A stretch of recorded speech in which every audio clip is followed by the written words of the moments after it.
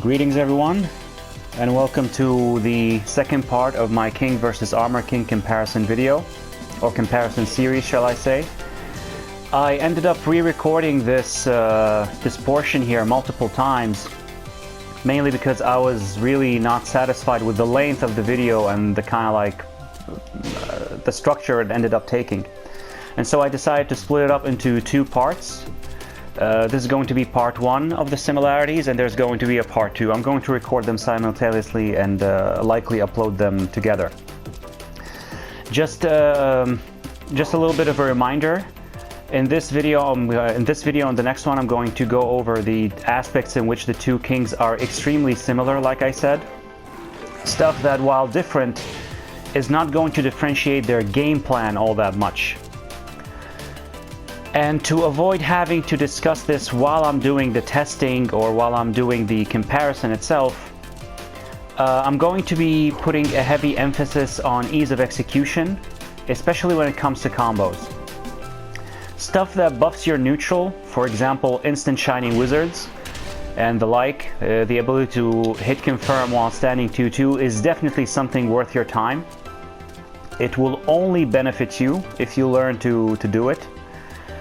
And whatever harm that may come from that is extremely kind of like incidental, and you could get better at it, and you should, because like I said, it buffs your neutral, buffs your overall game.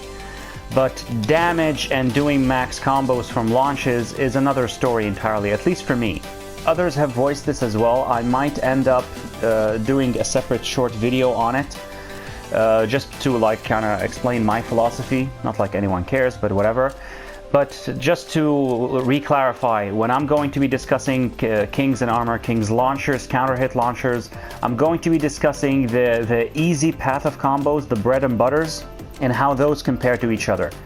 Extending your combos with forward 1 tailspins, max damage potential with Armor King using CD1 is not something I'm going to be really putting into this comparison or emphasizing that heavily on.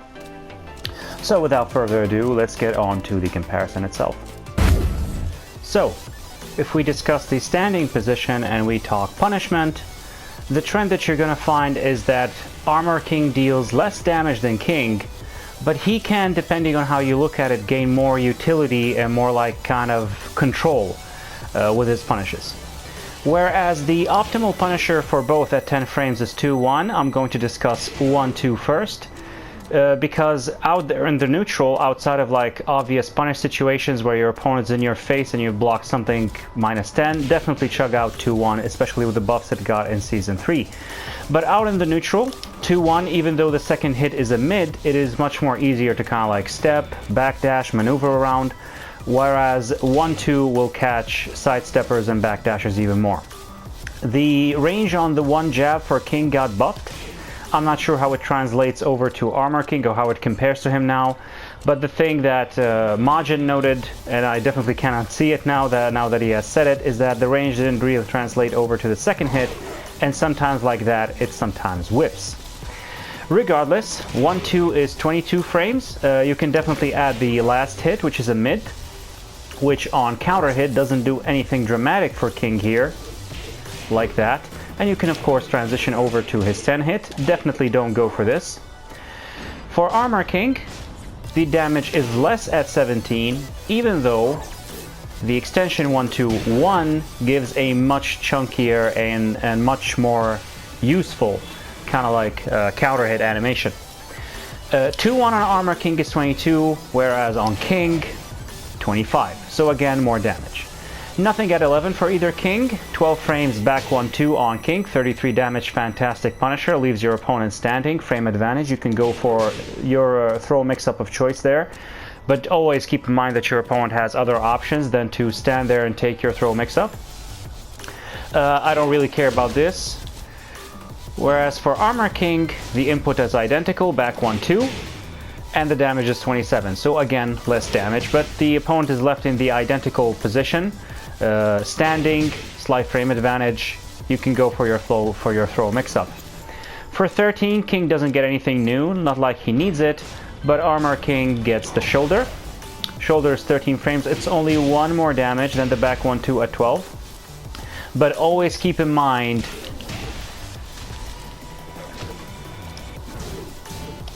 it is very punishable. The site lists it as -20, and the fact that it's launch punishable should alone give you pause. So this seems on the surface like a very crappy tool. Why would I use it and risk getting launched if I'm off by 1 frame if I always have access to back 1-2?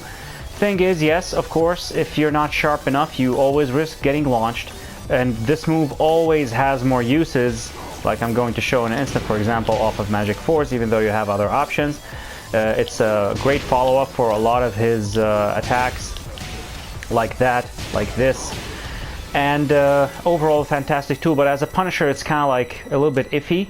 But if you blocked something that's -14, you will see later on that you really have all the options available to you. You can do to your opponent whatever you want, depending on where you want the game to go and what the situation most preferable to you is. So if we move on to 14 frames, King used not to have anything because this is less damage than his back 1-2 anyway, and now with a new move that has changed. But it knocks down away, which is something I don't really like on King. It is more damage than his back 1-2, but I still prefer back 1-2 anyway. The same is not for Armor King. He always had this at 14. It is 30 damage, so for him it's a step up, but as you can see, his 14 damage, his 14 frame Punisher deals less damage than King's 12.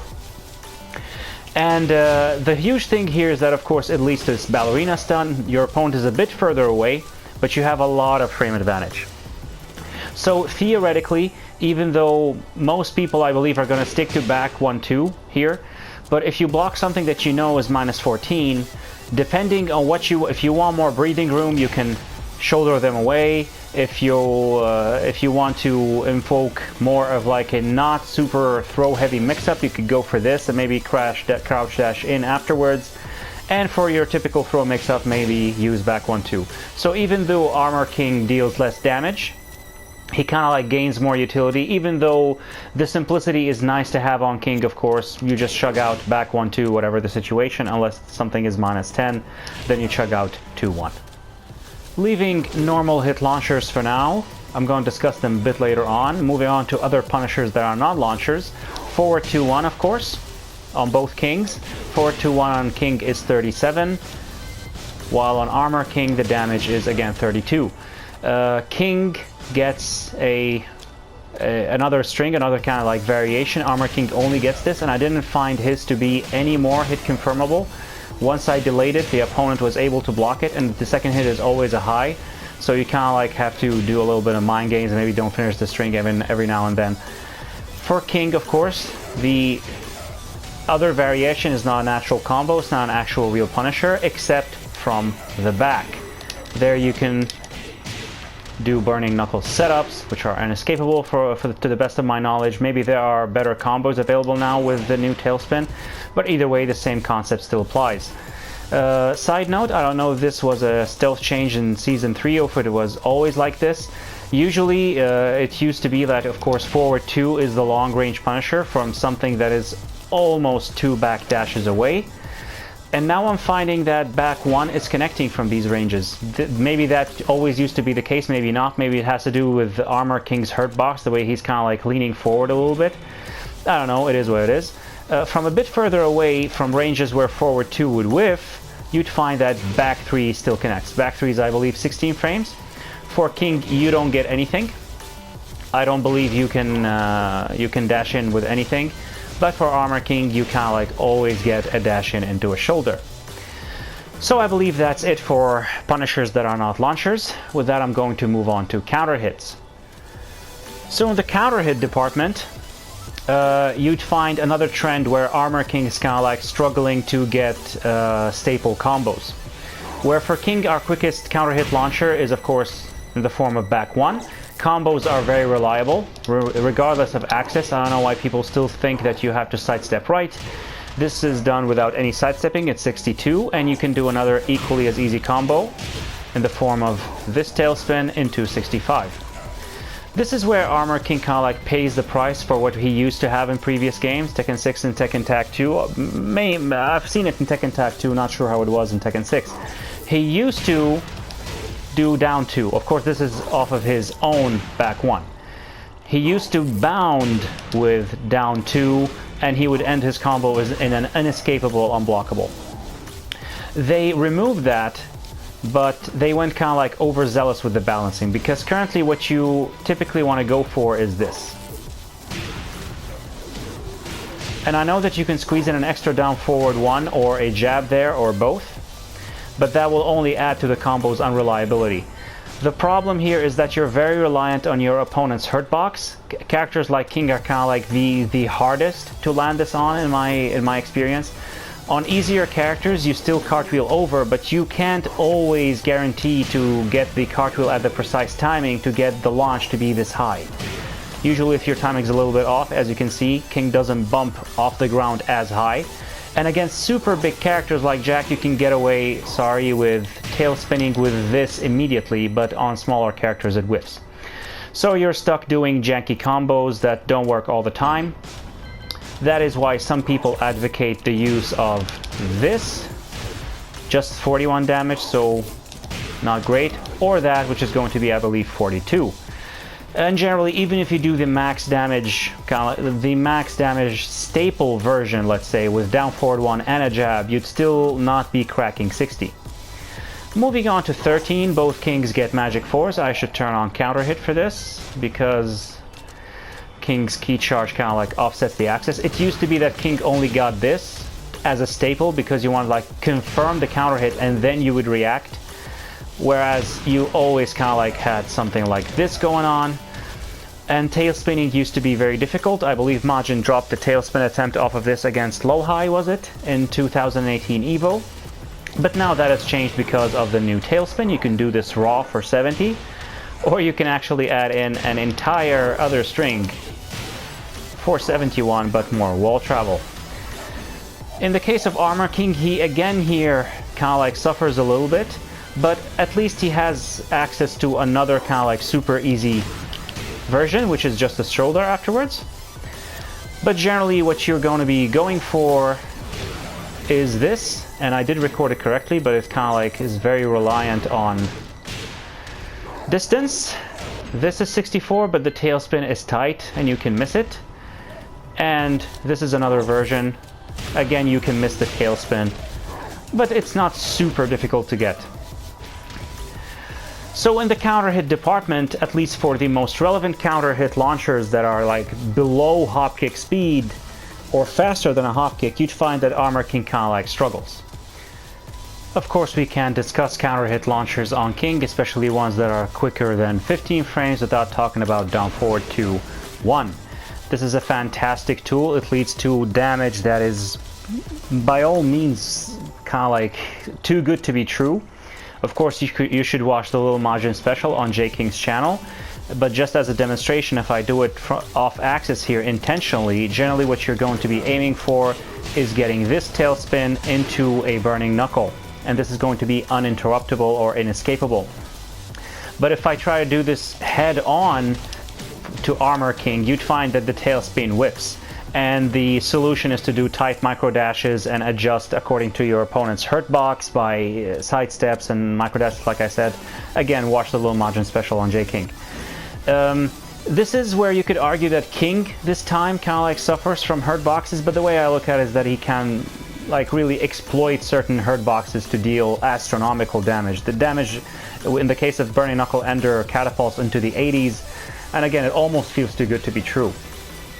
So that's certainly a fantastic tool to have on King.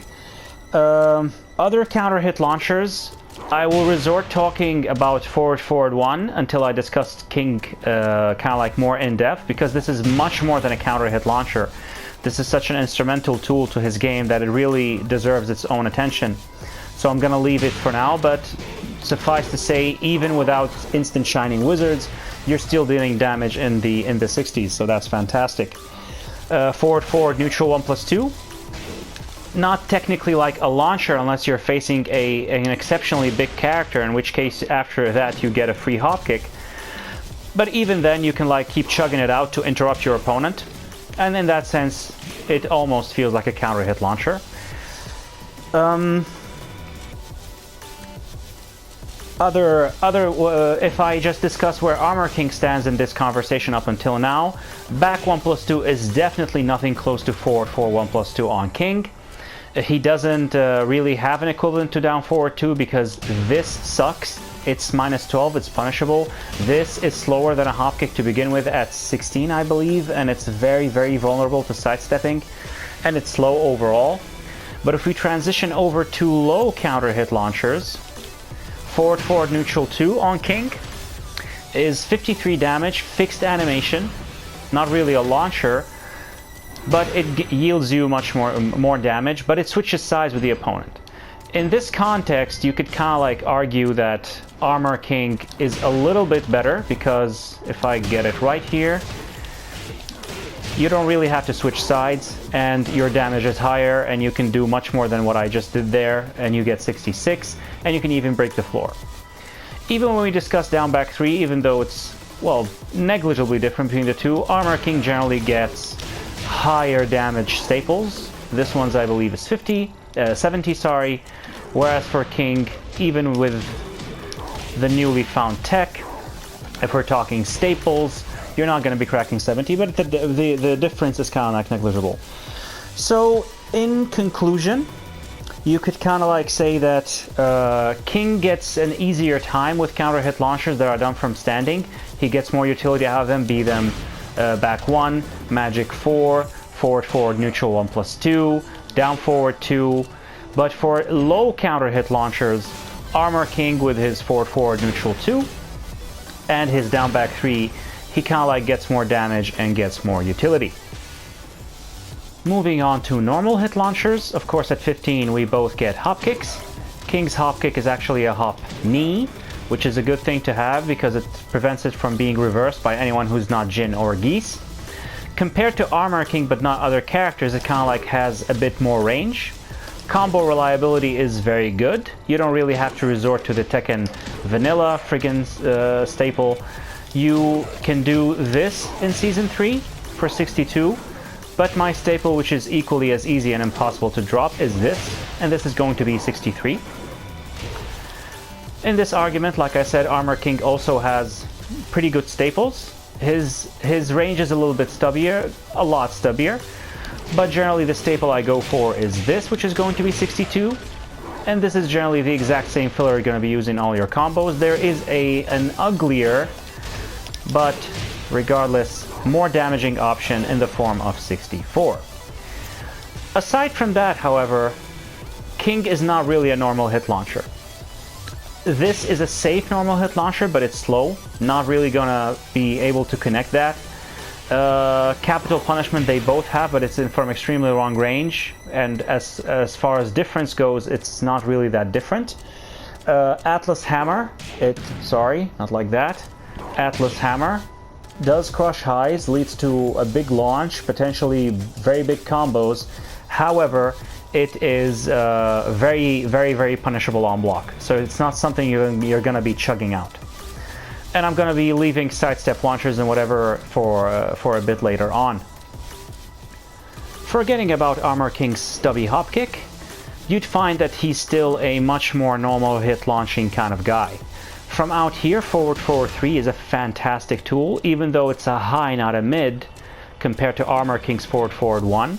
It is much quicker at 17 compared to 23, I believe.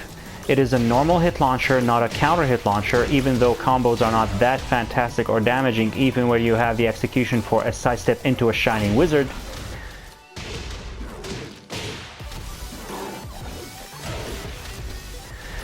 On top of all that, it is 0 on block, so completely neutral, not even punishable or even close, and it can transition into his Shadow Step. Shadow Step was always relevant, even without this new low, because you could access you while standing moves, and if you hold down forward, you can transition over to his Crouch Dash. And if that isn't good enough to convince you, from 1 backdash, 2 backdash, 3 backdashes away, Dark Upper still connects, and combo reliability is very good.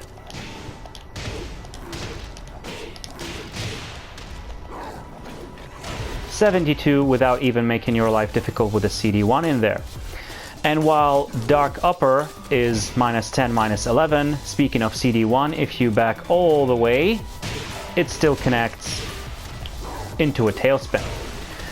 And while Dark Upper is kind of like punishable in the -10, -11, CD1 is actually plus on block. So you don't even have to resort to capital punishment. Of course, all these tools that I mentioned are highs, but it's not like he has a shortage of mids to mix them up with. But as far as normal hit launchers go, definitely Armor King has the more damage, and he has the more threat, especially from range. Transitioning over to Crouch, the tools that the two kings have kind of like identical are Duck Jabs, negligible difference. At 11 frames they both gain while standing 4, which is identical in damage and frames. By the way, I didn't highlight like negligible frame differences on Punishers from standing because they're not really that relevant on block and hit, whatever. And the final tool they have identical is while standing 3. It's not really a Punisher, it's 16 frames and is a high. The one thing it has going for it is that it's 0 on block, so it's kind of like a get out of crouch tool for them to avoid having while standing 4 blocked and being at negative and raw standing up. Aside from that, maybe you could talk a little bit about King's while standing 1. It is less damage than his while standing 4. It has identical startup, I believe, at 11. The one thing I found going for it is that when it does land, it doesn't leave your opponent out of the range of a giant swing, whereas while standing 4 kind of like pushes them further away, so you have a little bit better throw mix-up, even though that's not really that relevant. At 13, I don't believe we have anything. At 14, King gains this fantastic tool in the form of while standing 2-2. It is hit confirmable, although extremely tight, because the second hit is punishable while the first is safe. It's a natural combo. Unless you fully delay it, then the second hit becomes blockable. Still, it is homing, it wall splats, it leads to a ballerina stun. It even tail spins, so you gain easy mode combos off of low launchers. It's a fantastic tool to have. And at 15, King skyrockets ahead with Gut Punch. It is -14, so you don't want to be chugging it out willy-nilly, but combo reliability is very, very, very good. Even without making your life difficult with a forward 1 tailspin, you're still landing something that's almost 70. Because of its range, you could sort of like use it as a pseudo Dark Upper. You can kind of like backdash away into whiffs, but be mindful because it's -14. Other tools include while standing 1+2. It is much safer. It's -10, -11, I believe, in that range.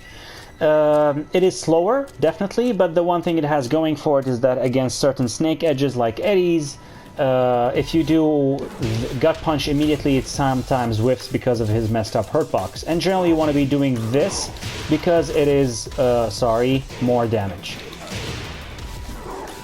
It's going to be 70, and that's even without like high execution or whatever. Final tool that's kind of like almost not worth highlighting is his full crouch down forward 1. This is a snake edge, but it's very, very, very slow. It's much slower than the typical snake edge. It's no longer safe in this game. It's punishable. The one thing I found, the one use I found for it is that you can kind of like get in on super electric happy Mishimas, Yoshis who are trying to keep you out with bad stomachs, and on some rare occasions, Asukas who are extremely reversal happy. Once I go into crouch from this range, they expect a Gut Punch coming, so they immediately go into reversal, and so I do this instead. But again, it's not really a move you're gonna be building strategy around. Armor King in this argument kind of like suffers again, because he has nothing at 15 besides a manual hop kick, and we both know how stubby that is. So while King can like have an easier time punishing Paul's forward 2-2 with his Gut Punch, Armor King can't because this doesn't reach. He does have his own form of a Gut Punch, but it's much slower. But the one thing it has going for it is that it's, as I showed there, plus on block. But it's much slower. It's like in the 20s in speed. His built-in launcher from crouch is while standing 1, but it's 16 frames, not 15. It is just as safe, I believe, as King's while standing 1+2 at -10, -11-ish, but it's 16 frames. The one thing that's worth highlighting here about Armor King is that he has a counter hit launcher at 12 frames in the form of his while standing. 2. You can do you can hold up to get a key charge, and from there you do a just frame duck upper like that, which yields you good damage. You can do more damaging stuff than what I recorded there. But even if you don't do that and you resort to the super staples that I use in the form of this, you'd be getting 66. You can add in a little more execution by adding an extra knee there. But that makes the Shining Wizard slightly tighter, but it yields you more damage. So in conclusion, yes, definitely Armor King has a harder time launching from crouch. The kind of like opposite used to be at standing. This time Armor King gains the counter hit launch argument, while King gets the normal hit launch properties far easily, and he can make opponents more scared using like kind of like big lows or something that's punishable against him. So that's gonna be it for this episode. I intentionally split up the similarities portion into these two parts. I personally don't like videos that are longer than like 30 minutes in length. Anything that exceeds like 25, 26 immediately turns me off. So I prefer to do it this way. I'm going to upload the two simultaneously, however, and so if anyone wants to check them out at the same time, back to back, you can do that. And so the next video is going to be the second part of the similarities. After that, I'm going to go over throws, and then I'm going to take a deeper look at each king individually. Whatever stuff you don't find in these videos is going to be discussed later on, specifically like homing, tracking, whatever, and throws, like I said, I'm going to dedicate a separate video for.